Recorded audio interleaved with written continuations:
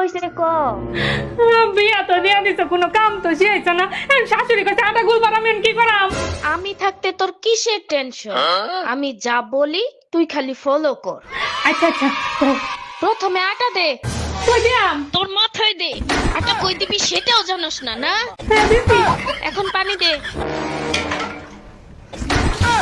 হাত দিয়া দেখ শক্ত হইছে না নরম। লেটকা লাগতাছে তো। তাইলে শুকনো একটু আটা দে, এখন দেখ শক্ত না নরম।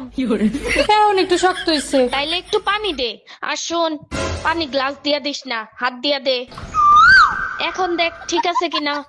হ্যাঁ ঠিক আছে। ঠিক আছে, হ্যাঁ। এখন সবটি আটা একসাথে জড়ো কর। আর হন, হ্যাঁ। একটা ছবি তুললে আমারে পাঠা, দেখি কেমন আটা বানাইছস। আচ্ছা, সুন্দর হয়েছে।